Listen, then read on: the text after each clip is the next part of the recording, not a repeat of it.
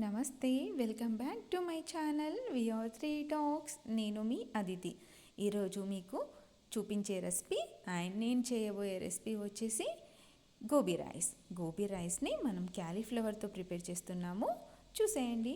First క్యాలీఫ్లవర్ని తీసేసుకోవాలి. క్యాలీఫ్లవర్ని తీసుకొని చిన్న చిన్న సైజ్ పీసెస్ లాగా కట్ చేసుకోవాలి. మరీ చిన్న పీసెస్ లాగా ఉండొద్దు.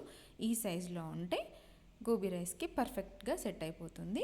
ఈ రైస్గా చేసుకున్న తర్వాత ఈ క్యాలీఫ్లవర్ని బాయిల్ చేసేసుకోవాలి. ఎందుకు అంటే పెస్టిసైడ్స్ ఉంటాయి, మళ్ళీ అందులో పురుగులు కూడా ఉంటాయి. కాబట్టి ఫస్ట్ ఒక బాయిల్ వచ్చే వరకు క్యాలీఫ్లవర్ని ఉడకబెట్టేసుకోండి. ఒక పొంగు రాగానే స్టవ్ ఆఫ్ చేసేసి వేరే బౌల్లోకి తీసేసుకోండి. తీసుకున్న తర్వాత 1 టీ స్పూన్ ఆఫ్ అల్లం వెల్లుల్లి, 2 టీ స్పూన్స్ ఆఫ్ కారం, మిరియాల పొడి వేసుకుంటాము, అందుకే కారం చూసి వేసుకోండి. రుచికి సరిపడా సాల్ట్ వేసేసుకోవాలి. 1/4 టీ స్పూన్ మిరియాల పొడి, 1/2 టేబుల్ స్పూన్ ధనియాల పొడి, 1/2 టీ స్పూన్ జీలకర్ర పొడి. ఇవి వేసుకున్న తర్వాత మనం మైదా పిండి వేసుకోవాలి. ఈ క్యాలీఫ్లవర్కి మనకు మైదా పిండి, కార్న్ఫ్లోర్ని మనం కోటింగ్ పర్పస్ అని యూజ్ చేస్తాము. 4 టేబుల్ స్పూన్స్ ఆఫ్ మైదా పిండి వేసుకోండి. 2 టేబుల్ స్పూన్ ఆఫ్ కార్న్ఫ్లోర్ వేసుకోండి. పర్ఫెక్ట్గా మెజర్మెంట్ అండి, ఇంత వేసేసుకుంటే సరిపోతుంది. 4 టేబుల్ స్పూన్ ఆఫ్ మైదా పిండి వేసుకుంటే 2 టేబుల్ స్పూన్ ఆఫ్ కార్న్ఫ్లోర్ వేసేసుకోండి. ఇవన్నీ వేసుకున్న తర్వాత ఇందులో మనం పెరుగు యాడ్ చేస్తాము. పెరుగు వచ్చేసి 3 టేబుల్ స్పూన్స్ ఆఫ్ పెరుగు వేసేసుకుంటారంటే సరిపోతుంది. ఇవన్నీ వేసుకొని ఒకసారి మొత్తం మంచిగా ఆ క్యాలీఫ్లవర్కి పట్టేలాగా చేయితో కలిపేసుకోండి. వాటర్ ఎలాంటివి యాడ్ చేయకుండా ఫస్ట్ చేయితో కలుపుకున్న తర్వాత అవి పర్ఫెక్ట్గా మిక్స్ అయిన తర్వాత కొన్ని వాటర్ వేసేసుకుంటూ కలిపేసుకోండి. మన దోసెట్లో ఒక 3 టైమ్స్ వేసుకున్నానండి. నేను పర్ఫెక్ట్గా సెట్ అయిపోయింది. మొత్తం పర్ఫెక్ట్గా కోట్ అయిపోతుంది.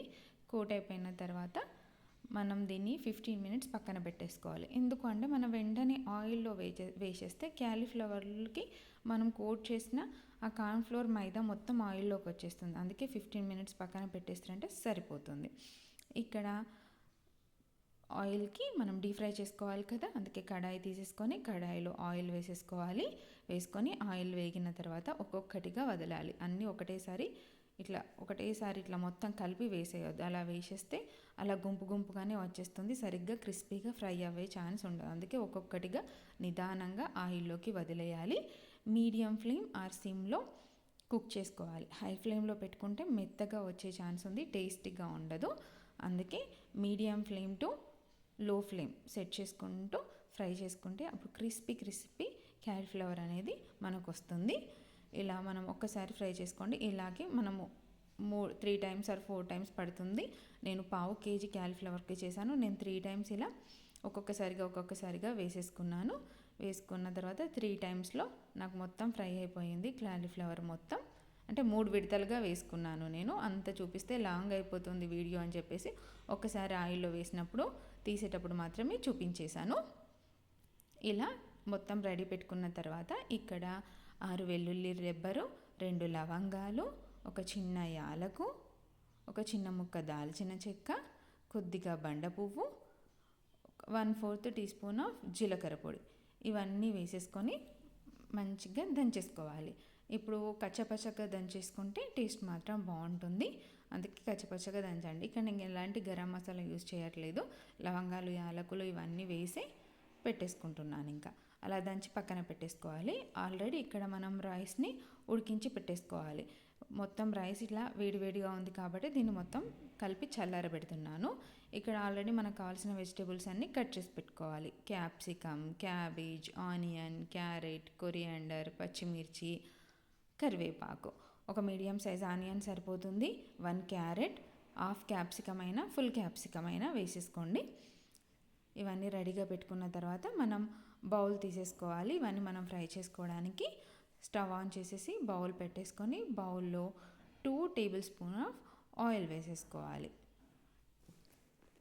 ఆయిల్ వేసుకున్న తర్వాత ఆయిల్ వేగాక మనకు కావాల్సిన ఇంగ్రీడియంట్స్ అన్నీ ఒక్కొక్కటిగా వేసేసుకోవాలి.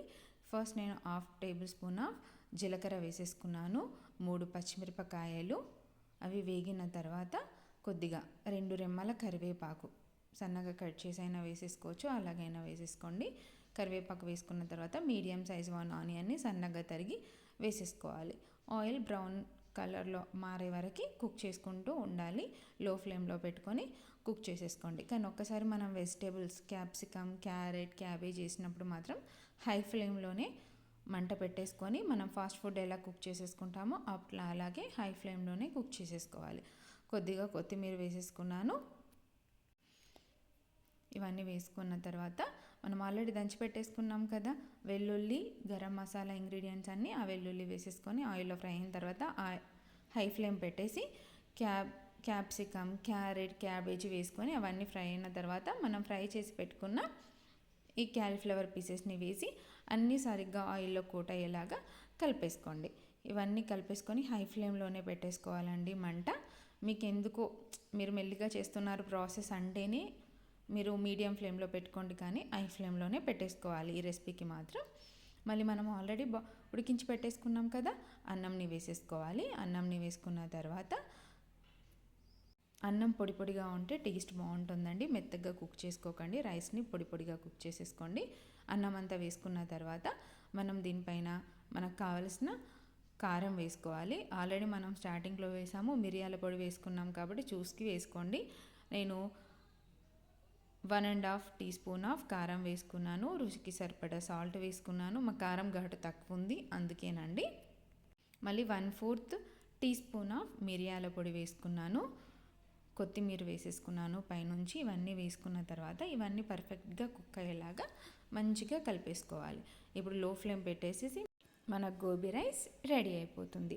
మార్నింగ్ అందరికీ ఆఫీస్కి వెళ్ళే వాళ్ళు, స్కూల్కి వెళ్ళే పిల్లలకు కూడా లంచ్ బాక్స్ రెసిపీ అని కూడా చెప్పచ్చు. మార్నింగ్ లంచ్ బాక్స్ ఏం చేయాలని ఎప్పుడు అందరి మదర్స్కి డైలమా ఉంటుంది కదా. లంచ్ బాక్స్ పెట్టిస్తే కూడా పిల్లలు కడుపారా టేస్టీగా ఫుడ్ తినేస్తారండి. మీ లంచ్ బాక్స్ కూడా కంప్లీట్ అయిపోతుంది. ప్లీజ్ మా ఛానల్ని లైక్ చేయండి, సబ్స్క్రైబ్ చేసుకోండి. VR3 టాక్స్ ఇలాంటి మంచి మంచి రెసిపీస్ మీ ముందుకు తీసుకొస్తూనే ఉంటాము. ప్లీజ్ మా ఛానల్ని లైక్ చేసుకోండి.